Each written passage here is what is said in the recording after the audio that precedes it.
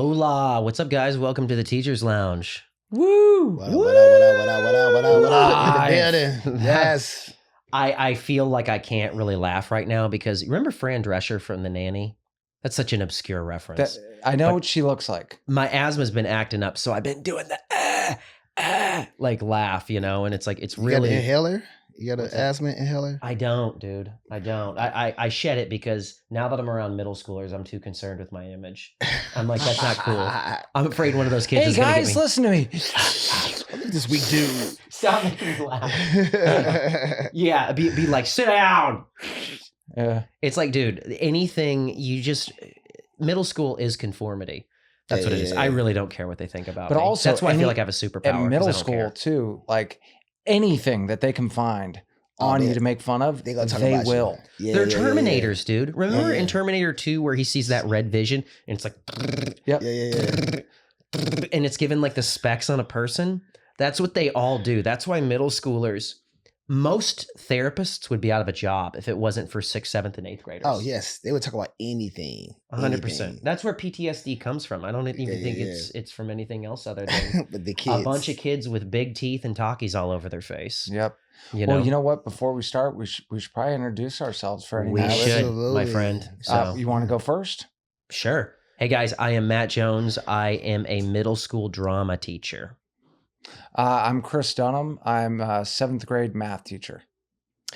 What's up? What's up? My name is Zoe Johnson, and I do after school programs with SEL programs as well. Yeah, right. Yeah. Whenever they've had so much sugar. Yes. It's literally probably one of the hardest times to deal with kids is right after school. Oh, yeah, that's the worst. Because they feel like they're not supposed to be there. So anything yeah. that they do in the classroom, Mhm. you're kind of just supervising one of those bouncy. You're like a bouncy house supervisor. Absolutely. And they feel like they don't have to behave because the teachers are Yeah, not supervising Yeah. chaos. there. Yeah, absolutely. 100%. Absolutely. Dude, I did after school programs with Zoe, and I don't know if it was harder because it's new, but every day I felt like I got sucker punched. I'd go down I'd go to the bathroom and get down on my knees and ask God to give me a different job. And I got him the job. I'm sorry about that, Matt. No, I'm so, dude, I'm no. so sorry. I'm so grateful for it. Yeah, yeah. It's just at the time, dude, I was like, I guess my psyche was weak. Yeah.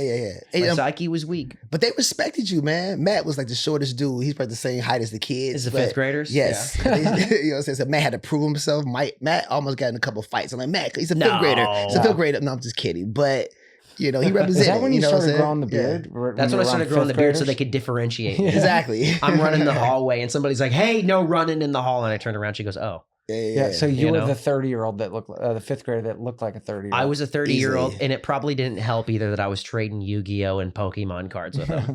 You know what I mean? And be like, I'll trade you your And you Charizard. love Matt Lunchables. had no facial hair either. I don't Oh, think. dude, I No, ate Lunchables till I was probably Yeah. 25. Oh.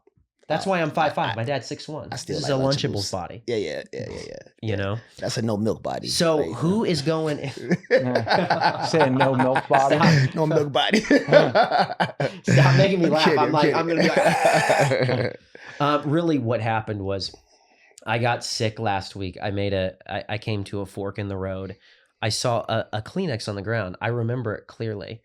And the kids were already out of the classroom. It was my lunch period. And I was like, am I going to pick that up? And I had a conversation with myself. And I was like, am I going to pick it up? And it was laced with mucus. Oh, you use your bare hands? And No, pick I it? used another Kleenex around it. Okay. You know what I mean? But Yeah, it's yeah, like, yeah. somebody's got to pick it up. I couldn't find my broom. Oh. So I grabbed 3 Kleenexes. Yeah, so I was like, ooh. And then I picked it up and did it. And then I was literally like Sick on immediately. hospice care for 3 days. Oh. You know, I was Oh like, my God. "Ugh," you know, so. I would have called a maintenance I person wa- I just to washed get my- that one little tissue. Hey, can we get a Yeah, Breaking yeah. Bad hazmat suit Yeah. to like You throw have this to. away? One of the things I tell every teacher, try to give fist bumps more than anything else. Uh-huh. Instead of even, like that hand sanitizer. Yes. It was actually an old PE teacher that told me, don't touch your face. Yes. Absolutely. Just don't, unless Yeah. you literally wash your hands. He said, don't adjust your glasses. Don't do anything unless No. you put hand sanitizer or wash your hands. Yeah. And he's 100% right. Yeah. Dude, he is. I remember when I heard that COVID came from a wet market. Like, if I would have heard that it came from a middle school, I'd be like, yeah, that makes sense. That's where it COVID should have came It from. should, dude. It would have been. Everybody would have trusted Dr. Fauci a lot more if he would have just been like, "Yeah, COVID is a new virus." A that seventh came, grader ate a bat. yeah, seventh grader ate a bat. It's like why? It's like why not? You know, because Yeah. that was what was going through his head. It's like it was there. You know, Yeah. Ozzy Osbourne was really a seventh grader when he ate a bat. So who's going in your guys' detention this week? Let's start out on a negative note. Ooh, I think I did detention first last week. Okay, you know what? I don't think I went first, so I'll go first. Yeah. My detention goes to bad dads. Ooh. Bad dads. I like that. Because, you know, and big ups to the single mothers out there, the single women, big ups to y'all, because y'all hold it down at home. Mm-hmm. The sad thing about bad, you know, dad parents is just sometimes they make excuses not to get to the kids. You see what I'm saying? Or I'm mad at your mother, or I'm not going to support your mom, whatever. It's the worst thing in the world to not be there for your child growing up. Because I think every kid needs a dad in their life. Dude, that's You know so what I'm saying? understated. I'm so glad you said that. Yeah. Because it's true. Absolutely. And it's just sad to see so many kids suffering with bad dads. It's just, you know, some kids dads are not in their life. They moved over, got into different families and stuff like that, and they forgot about their kids. That's the worst thing in the world, to get married and forget about your child. You know what I'm saying? Mm-hmm. And it makes excuses because they don't get along with the baby mamas or something like that. And I just hate it because I feel like if we have more good dads in the world, we have better kids too.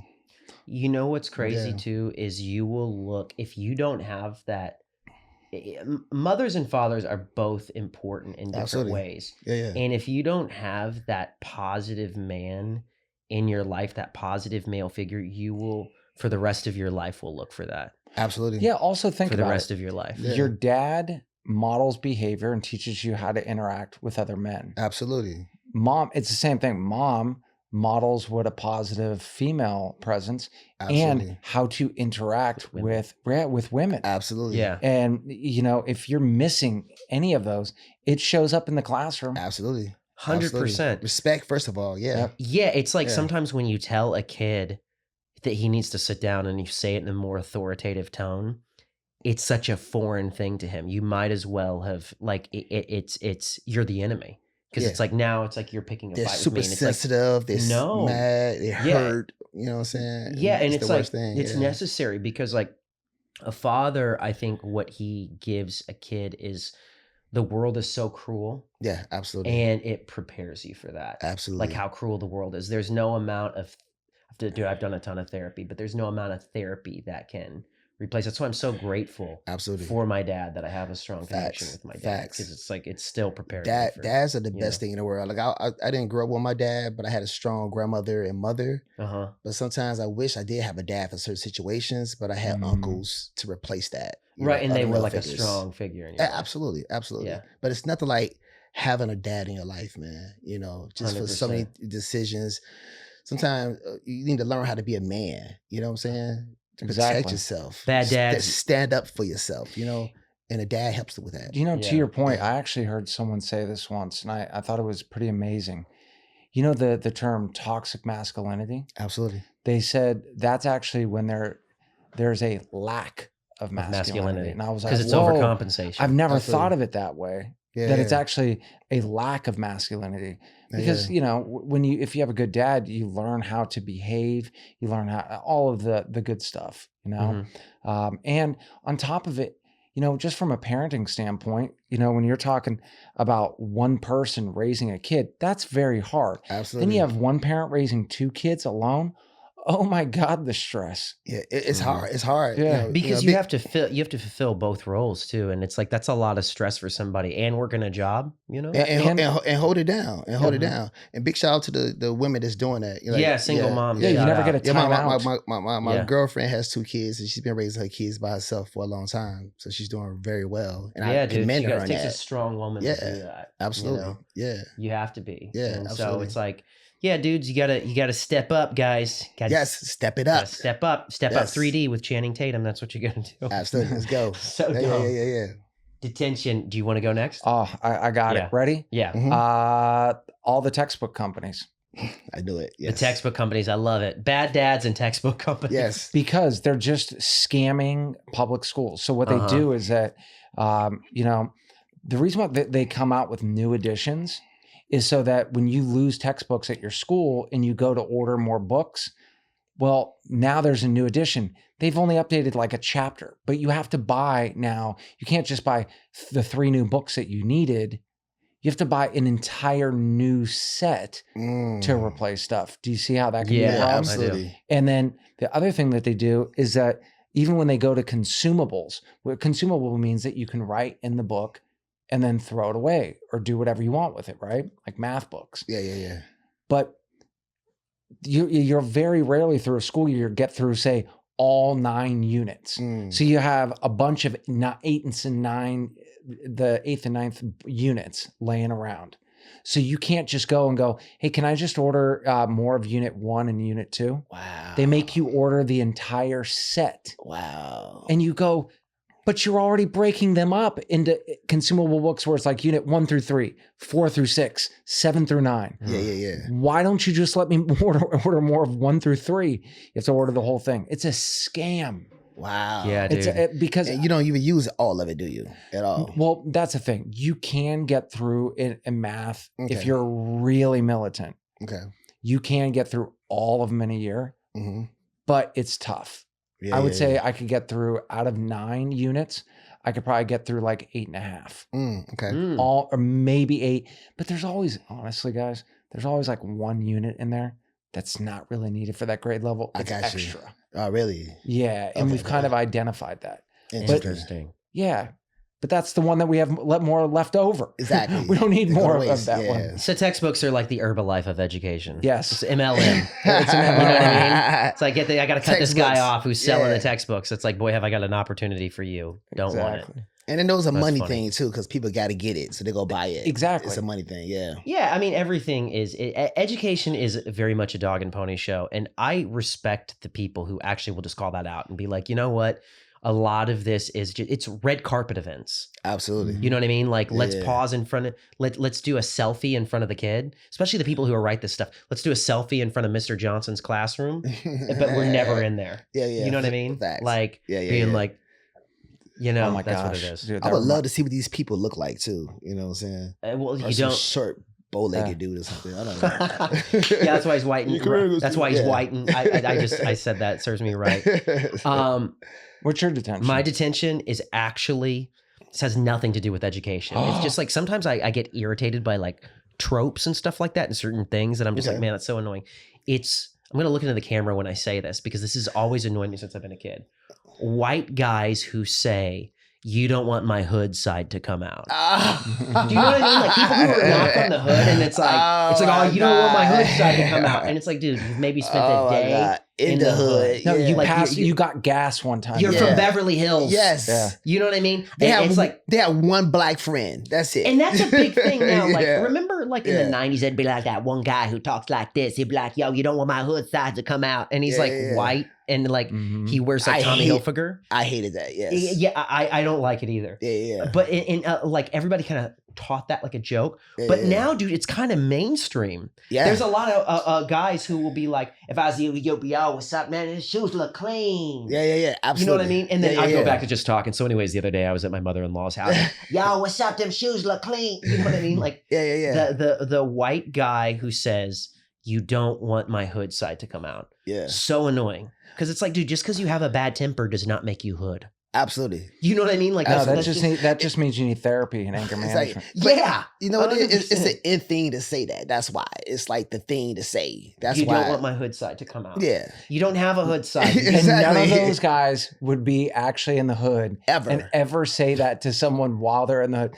Yo, don't What? make me. Yeah, exactly. Yeah, Be it's like, man, you don't what'd get out you of here. say? Pow, you don't get your What'd little you say? Bam. boom. Yeah, at a 76 Knockout. gas station. Yeah. And some guy's like, hey, can I wash your windows for you? No. Nah, Let me they- wash your windows for you. You don't want my hood side to come out. Oh, they gonna And get the guy knocked would be out. like, just open palm smacking. yeah, they get knocked you know? out real fast. No, I hate that, dude. Yeah, like, yeah. I hate, unless you were actually Marshall Mathers, who's from Detroit, in like a rough neighborhood, You don't have a hood side. Nah, I could tell the white guys that have a hood side. Oh yeah, you can. It's a swag. It's a certain energy about them. They grew up in Riverside. Riverside is hood though. That's Riverside. No. Riverside is hood, bro. Trust me. Yeah, we don't want to. It's all meth heads and stuff, but it's a different type of hood. Yeah, you know you could even say white dudes riding BMX bikes while wearing Lakers jerseys. It's not race. It's not relegated to race. The trailer park. Yeah, absolutely. Yeah, absolutely. Yeah. I mean, but it's like, don't stop saying that. Is what I'm just saying. I can't stand it. Like I hate it. So you guys are going to detention. And I do want to see your hood side come out when you're in there, because you're not getting out until you stop saying that. What about Gold Star this week? Let's switch it to a positive note. Who's got the Gold Star? You ready? Okay. I've just found out. So if people don't know this, California and New York have the highest standards in credentialing programs in the country.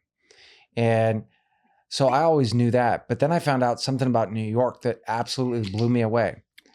Once you get your credential in New York, you have 5 years to get your master's to continue teaching in New York. Wow. Are you kidding me? It's mandated? Mandated. Dude, that's so unjust.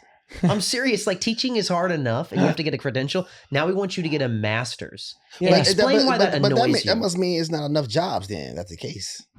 If they want you to have your master's, that means people end up doing it because they probably go and get it in like admin or something like that. Because if you're going to get it, by the way, if you are a teacher and you're listening to this and you're younger, you don't get your master's in anything but admin, because it doesn't really do, any other master's doesn't really do anything for you at all. It doesn't increase your pay. It can't increase your pay. Maybe there's like a little stipend of $500 or something like that. Yeah. But get it in admin with the credential built in, so you have the possibility of changing up your job position. One day when you hit the mat and submit, like I tap out because the classroom's too intense. Like, how about this? Go to admin. I think that is kind of cool that they're encouraging people to get there, and it counts towards their salary points, which is great. That's good. That's even but better. It just blew my mind. That's wild, dude. Because so not to like make it about me, but like anyway, teachers that teach in New York, you deserve the Gold Star. Absolutely, and I agree. Big ups to y'all. Big ups. Because I'm getting my credential as I'm teaching full time. I'm a full time college student.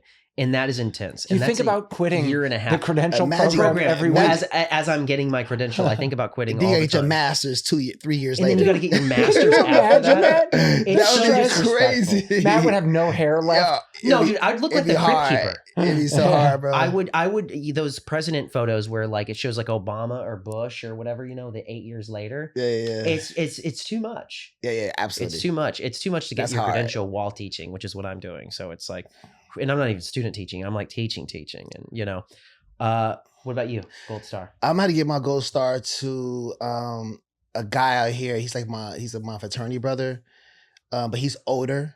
He's like my dad age, man. But I give him the Gold Star because when I first moved out here, sometimes you don't meet families that actually open their arms to you, just open doors for you and just want to be there for you. When I met him at the gym. We started chopping it up and kind of found out he's my fraternity brother, right? But what's so dope about it, he invited me to his family. You see what I'm saying? I met his kids, his wife, and things like that. And it was my family outside of Chicago. You see what I'm saying? Which is really dope. You know what I'm saying? Every holiday, Thanksgiving, I spend time with him. Christmas, I'm opening gifts with him. So it made it very easy for me to be out here in LA by myself because I had a family. You see what I'm saying? He'd watch out for me, call me. He's like my father figure. If I had advice about something, I could call him up like, AJ, what's going on? Like, hey, man, watch out for this. Don't do that, da-da-da. I mean, and one time I had totaled my car, right? And I was depressed like crazy. I didn't know what I was going to do. He actually took me to a dealership, gave me a down payment for a car. You know what I'm saying? That's a friend, man. And it's like, you don't find people like this nowhere. You know what I'm saying? You No. don't find people like this nowhere at all. He helped me get a car. And it's just good to just have people that have your back. Just in good LA, people. nonetheless. In LA, too. In LA. Yeah, you don't find that in the Midwest. Yeah, though, LA. And big ups, I need to give him a call. I'm bad. I haven't gave him a call in a minute, but he was like a father figure to me too, because sometimes you need that man figure. When that stuff we go through, being actors, comedians, the jobs, being teachers and stuff like that. Like I said before, you need a father figure to help you out. He was that father for me out here. And it just felt good just to have. Do you mind if I give you some advice right now? Have my back. Yeah. When we're done with the podcast, send him a text and just say, I was talking to you about on the podcast. Absolutely. I want you to know how much I appreciate having you in my life. And I guarantee you'll get an immediate response. Yeah. Yeah, dude, you totally should. Yeah. No, I'm gonna give him a shout out, man. That's my people. Much love to him, man. But I definitely probably will do that though. But big ups to that's what's up, AJ. Dude. Much love for sure. Much love, AJ. Yeah. You're the man. That honestly is a good friend. Man, that's the best. Like, he was everything to me, man. You guys are gonna make me feel so shallow with who I'm giving my gold star to now. It's not even a person. I'm giving my gold star to the 1990s. Oh wow. Yo, that's good. No, the 90s was the best. Yeah. Okay, so I was thinking about this the other day. I was a little kid in the 90s. Yeah. You know what I mean? That's like my childhood, my early childhood. And so I was sitting and thinking about it. And I'm like, okay, internet was being developed, but it hadn't taken over our brains yet. It wasn't AI. Mm-hmm. We grew up on 90s Nickelodeon. Yep. The streaming hadn't taken over everything. We had video stores. We had Blockbuster Video. Yes. Dude, that's the best. How awesome was it just to go to the video store in God. the 90s? Yes. That was the best. I mean? That was the best time ever. I talk about kids. I talk to kids all the time now, and I sound like such an old relic. But I'm like, we had video stores, and it's like, I'm so gung-ho about that era because the internet was coming out and it was like this groundbreaking thing. But it hadn't taken over yet. We had Napster. I remember I was selling CDs in the 90s. I would burn CDs and sell them for $5. I was a little criminal. So, the 90s was the best. You know what I mean? Tupac. You had Tupac. You had Biggie. Every genre of music was amazing. So 1990s, you get the don't forget this. You ready? Yeah. You know what we sleep on a lot? What's that? 90s R&B. 90s R&B, it's Boys so to Men. Good. Dude, TLC. Oh my God. Dude, I remember a lot of babies was made in the 90s. A lot of babies. 100%. Yes. Casey and JoJo. Yes. There's always going to be another day. A time to make love and a time to play. Yes. What I'm trying to say is take love slowly. Oh, okay, man. That's a terrible impression. But Mary J. Blige. The 90s. Remember Joe, Mary J. Blige. Yeah. It was amazing. Do you guys remember this song? Yeah. I tip my 40 to your memory. Take a drink and I start to think and I know that one day soon we'll be Gangsta-Lane, yes, DRS. I remember that, yes. Oh my God, dude, that's my jam. One other thing. Do you guys remember? Zoe, you gotta sing, dude. Zoe, you gotta sing. You're the only one else that can sing. I can't say. I sound like a. Come on, my voice sucks. I can't. What do you heard me? I can't sing. You've got the smoothest voice out of any of us, dude. Mine sounds doing my something best. like a cheese grater. I'm kind of He's like, I don't want to. Do you remember TQ? TQ? Dude, it's like one sign for the West Side. It was like he was singing R&B, but it was like really, it was hood. Speaking of hood side, to the fullest. What about grading? First off, I want to say thank you to everybody that's actually been watching. Yeah, thank you very much. Thank you. Seriously, guys, everybody that's tuning in and stuff, we really appreciate you guys because this is why we're doing it. We're trying to be a pressure valve for teachers and even parents because honestly, parents don't get a vacation either. So we're trying people who want to break from the children. That's what we're trying to provide you guys with. Yes. We're here for you. We are. Yeah. So kind of jumping off, going back to the school topic and everything, do you guys have any insight on what you think the pros and cons are of grading in 2025? The con, ready? Yeah. Is they want everybody to pass while doing as little work as possible. Because they want to, so they're trying to inflate the numbers as much as they can. To be like, oh, look how great our kids are. Yeah, but then there's a kid with an arrow through his head that passed. But then those grades don't match up with the state tests at the end of the year. Yeah. You know, so then they come back at so they want teachers to inflate the grades. Yeah. Ooh, right? Yeah. To make it look good on paper. And then when when the state test scores come back, they go, your grades don't match up with the test scores. Yeah, because of you. Yeah. Not because of me. Facts. Yeah. 100%. You know, it's so interesting because I remember when I first became when I started teaching regularly in the classroom, Chris was telling me, he's like, K through 8th, they can't fail them. They just keep pushing them through like an assembly line at McDonald's. It's like another patty on the grill, and then you're just doing it through the drive-through. We're just a conveyor belt. Education is a conveyor belt. And we're putting kids on that, and you cannot fail them. Like they'll just keep going through. You can give a kid an F. It just doesn't matter. They'll just keep going through. It's like it doesn't mean anything. When did that change when you couldn't fail a Early kid? 2000s. Wow. Yeah, I think it was No Child Left Behind. Yeah, someone mentioned that it was No Child Left Behind, but I'm not 100% sure. I haven't done the full research. Okay. But then what happens is kids don't know that until about 6th to 7th grade is when kids start figuring it out. Like, oh, this is a sham. Yeah, but guess what? But then it switches in high school where if you fail a class, you actually have to retake it. It's actually evil. So then the kids are crying and they're freshmen. Oh, I failed the class. You can do it summer because they can get held back. Yeah. But the thing is I, in a sense, I don't blame them because you've literally conditioned kids to think that grades aren't important. And then all of a sudden it's like night and day. Yep. You know what I mean? It's like if somebody stays on their parents' payroll till they're like 49 and then the parents are like, all right, now go get a job. They're going to be, you know what I mean? Like, I don't know what I'm going to do. So it's like, it's, I don't blame the kid for crying, honestly. Yeah. I'd be crying too. I'd be like, I remember when I got a D in PE and my dad was like, how is that even possible? In PE? Yeah, because I had a crush on the TA, so I didn't dress. I just talked to her. You know what I mean? I knew a girl, my friend's daughter failed PE on Zoom. They during the pandemic. How do you fail PE on Zoom? What'd she do? 2 jumping jacks instead of 3? I have no idea. Like she failed. Like how did you fail like gym on Zoom? That's crazy. Yeah, it's funny because I'm a drama teacher, and this year I get stricter and stricter each year. The first year, everybody got an A in my class. This year, I do have like kids with D's and stuff like that, and I kind of want to start being stricter, but then like I'm afraid like they're gonna look at you like, what are you doing, Matt? Why does everybody have a D in drama? I'm like, well, these kids aren't doing anything.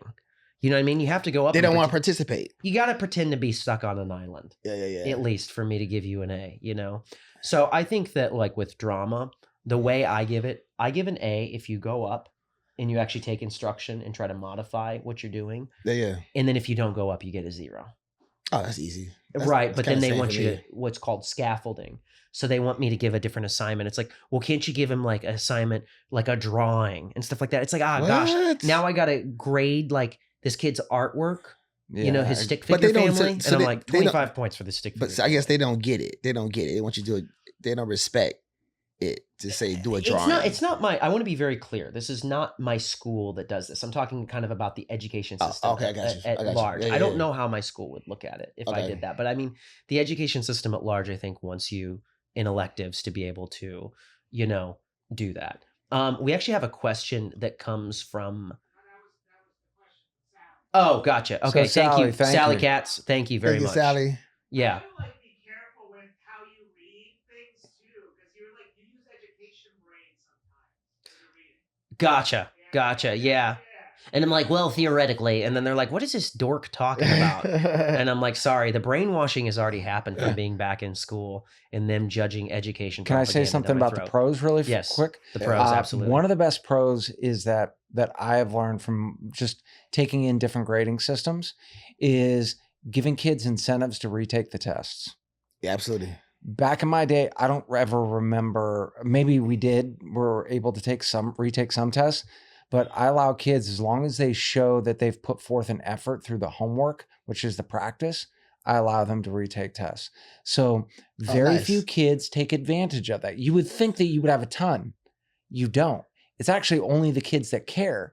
So I am like, well, why? Well, let me reward the kids that care as much as I possibly can. Yeah. Because I agree with that. I think that the kids that care should be able to take retakes. Especially asking for sure. Especially asking for sure. Because that's another thing that they need to be able to see at a younger age that we forget is that we should focus. It's not so much the grade, it's building the habits that will lead to the grade. Facts. Behavior is everything, guys. If you don't have certain behaviors, outcomes, it's hard to produce a specific outcome. Dude, Rudy will always be rewarded.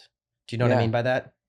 Rudy. Mm-hmm. So Rudy, like the football movie with, Sean Astin, he was really bad at football, but because he had so much heart, people just kept giving him chances, and eventually his heart won over. And I know a lot of times I've heard other people joke about this. When they say you have heart, it means you're not that great at what you're doing, but it will win out in the end. Yeah. You know what I mean? The Rudy effect. I made that up just now. I think if you outwork anybody, you can always win no matter what. You know, you just gotta be willing to outwork anybody. In the classroom, sports, as long as you're willing to put that extra work in. And sometimes you just because you're not talented or you're just not as smart, you gotta put that extra time because in. I don't care about the grades. Like I don't either. And I mean I do. But what I mean is like all life on some level, all life is problem after problem, and we just solve them, but we don't even notice that we're dealing with small problems because we solve them. Absolutely. And how you handle everything, stress management. So if you teach a kid perseverance, work ethic, and all that, that means they'll allow them to overcome their problems instead of just shutting down. Absolutely. When they're 100%. older. Yeah. So, and the parents who come and rescue their kids, like, because they're like, oh, any adversity, they swoop in like a mother hawk and then like pick up the kid and baby or them, a father hawk, not to make it one or the other, and then just baby the kid and rock him by. Baby, and that's the worst thing you can do. It's the worst thing you can do. Yeah, that's the worst thing you do. We had a question of, do you believe kids can have big feelings at school, or is that made up? Here's the thing. By big feelings, I don't know what you mean. If it means him flipping over on a desk and be like, I'm so frustrated, I'm like, no, we don't do that. Like those kind of big feelings are not welcome. Well, unless that person being real feelings. Big feelings. So if a kid came to me and was crying, I totally would not shun away from that. I would totally like hear them out and like I would listen. In fact, I wish more kids would do that, because then it would cut through the facade that creates the bad behavior. Because so much of bad behavior is a facade. It's the kid trying to be tough. It's a kid trying to be machismo or being mean or something like that, which is a secondary thing.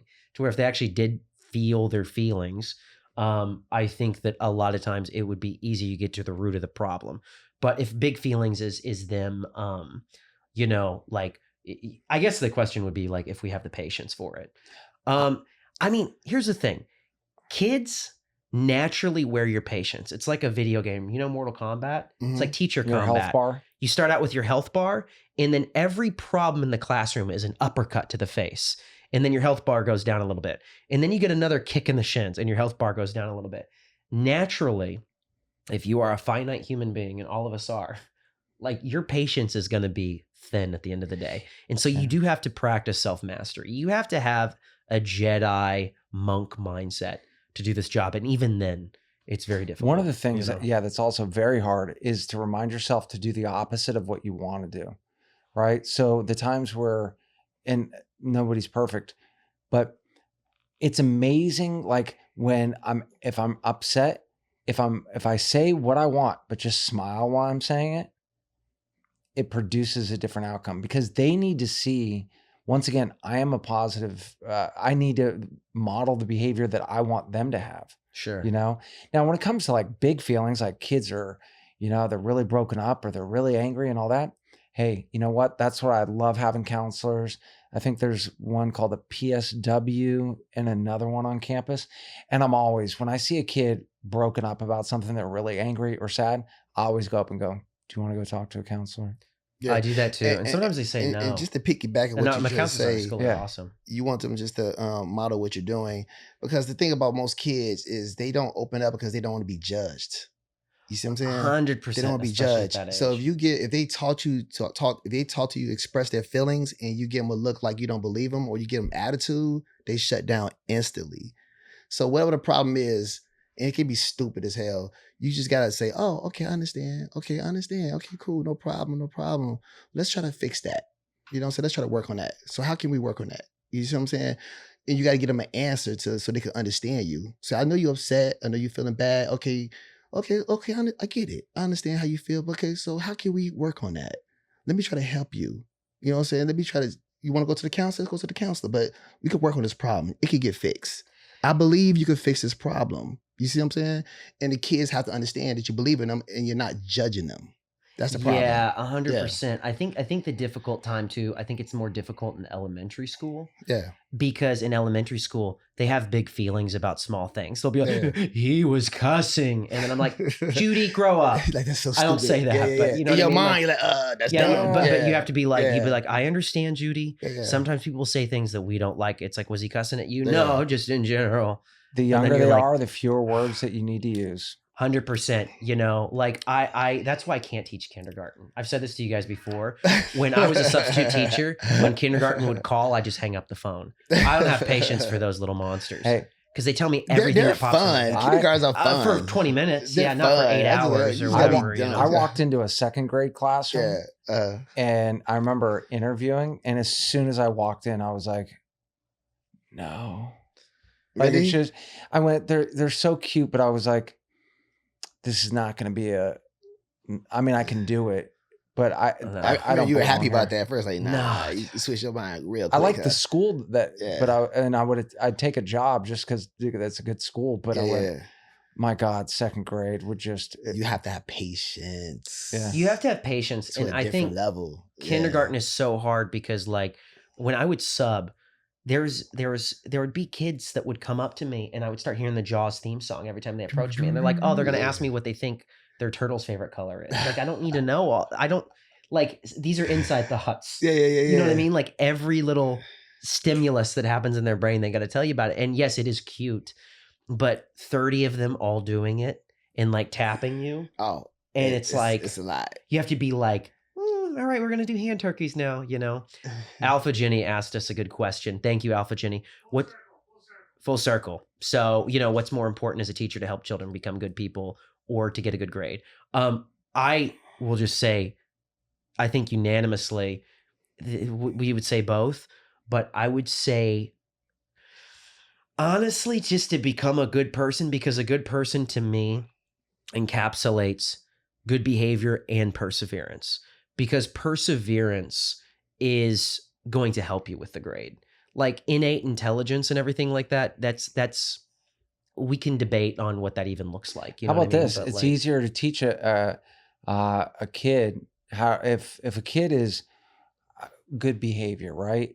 And all of that, then teaching them is actually the easy part. Absolutely. right, because they wanna want to learn, and you have Yeah. infinite patience for them. You never get mad at a kid that keeps asking the same question because you're Yeah. like, no, dude, I get it. I had learning struggles when I was a kid. And Alpha, You know? what was it? AlphaJenny? yeah, AlphaJenny. AlphaJenny too. Like, I don't even care about the subject matter that we're actually learning. I care more about developing their minds to think, right? If you break down every single subject, it's teaching you to think in a completely different way. Absolutely. That to me is probably the most important thing. What's in front of us, math or history or English, all that is a physical representation of how we're using our brains. And to me, that's even more important than the actual specifics. Yeah, what do you think? That's a What good do you think? question. What do you think? Like, I'm all about behavior. You know what Yeah. I'm saying? Yeah. Same thing. If they're acting good, they're willing to learn. They want to listen to you. 100%. You see what I'm saying? It's just that simple. If they just understand respect for the teacher and they're just good kids, they're willing to listen. Dude. And you can actually push that kid more because they're open to listen to you. I have infinite know? patience for the kid who Yeah. doesn't set cabinets on fire. You know what I mean? Like infinite patience for that kid.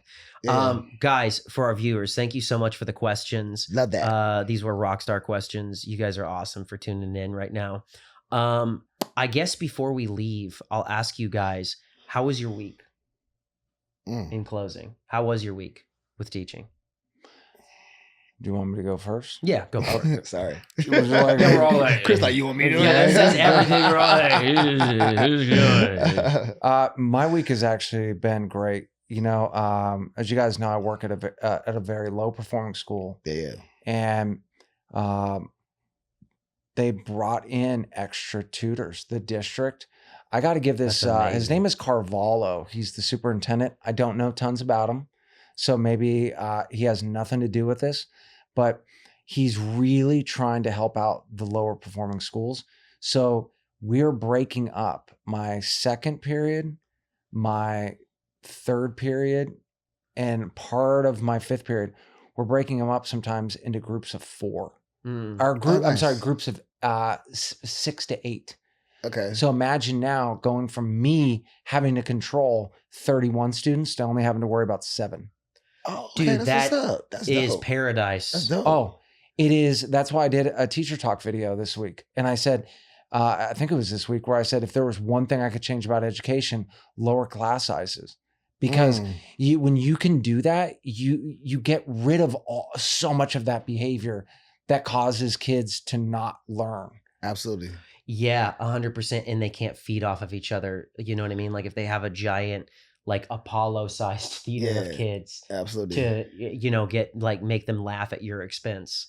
But it makes it easier for you because they can help with the other kids. You can't. Literally, get to. guys, I get to go and watch every kid's pencil move. Yeah, absolutely. Yeah. And then I can actually correct things in real time. Yeah. And go, hey, I like what you're really doing here. And every kid is getting valuable time. And getting the attention too. Yep. Yeah. Yeah. Time. My week was good. I mean, here's the thing. Like I said, I picked up a Kleenex last week, and it felt like I got knocked into another dimension. But it was the highlight of my week. I obviously I keep everything that goes on at the school off limits. I don't talk about that. But we have rock star counselors at our school, that are like really, really good. And let's just say that they demonstrated something that I think was very tough-minded in like a good way. Mm-hmm. You know what I mean? Like for like development. I'm being very cryptic right now, but yeah, I had a good week. How about you? Nutshell, mine was pretty busy. You know what I'm saying? Yeah, mine was too. Yeah, it's like I said, I got a big production coming up December 13th. Oh, cool. What show? It's the plays I'm doing. So I'm doing like 5. Oh, so you're doing 5 plays. Yeah, Yeah, 5 different plays. And it's just been a lot, just trying to make sure, the kids are ready. The instructors are working with the kids. And now, they got to be off book. And it's just been a lot, just going back and forth to the schools, because my school is like an hour and now an hour and a half away. So I've been having to go out there more often during the week. And that's a lot of driving. Yeah, you know what I'm saying? It is. Working on this book too at the same time. Romantic life is hard too, of course. We all know that. It's always a grind. But besides that, on a positive note, I'm back at the gym though. So Heck yeah, dude. Yeah, boom. Are you doing Planet Fitness? No. You're not doing the 7-Eleven of gyms? No, I'll go to LA Fitness. I go to Planet Fitness. Yeah, I go to Planet Fitness. That's why I got this beard. Yeah, I go to LA Fitness. I don't even check my membership. They're just like, he works working out a lot, so it's been real cool. Yeah. Yeah. Well, that is the end of the show, guys. Yeah. You guys are amazing. Thank you so much for watching. We do have some really cool stuff on the horizon. We got sketches coming up. We've been plugging that at the end of every show. We are comics guys. So eventually we'll release some stand-up for you as well. But we have some sketches coming out in the next few weeks. I think they're really relatable. I think it's like stuff that they're going to be so much fun. Yeah, it's we've been having so much fun shooting it. It's like stuff that teachers deal with in the classroom because it is hilarious. It's horrible and it makes your hair turn gray, but it's funny. Mm-hmm. So but I also think it's a good thing for y'all to see us in what we really do as actors and comedians too. So y'all get a chance to see us in a different light at the same time as well. 100%. I don't want to be Mr. Jones forever. Yeah. You know what I mean? Yeah. That's that hard life. Yeah. But guys, make sure that you like, follow, subscribe, share our content because we want to make teachers laugh. Because as we said, the Teachers Lounge, it's kind of synonymous with like a negative place to where teachers go to vent and everything like that. And they keep it to themselves. A lot of teachers talk like we do, but we're really putting ourselves on the line by really telling you guys what it's like to be a teacher. And we're trying to not really sugarcoat it. A lot of Hollywood movies and stuff like that have made teaching seem like this glorious thing. And we're just like children's TV show hosts. And we go home in Argyle sweaters and kiss our wives and go to bed. And we're like, the children are wonderful. It's like, it's not that at all. This is not Leave It to Beaverland. Nope. So you guys are amazing. We want to keep telling teachers stories. God bless you. And thank you so much, everybody. Thank you so much. Much love.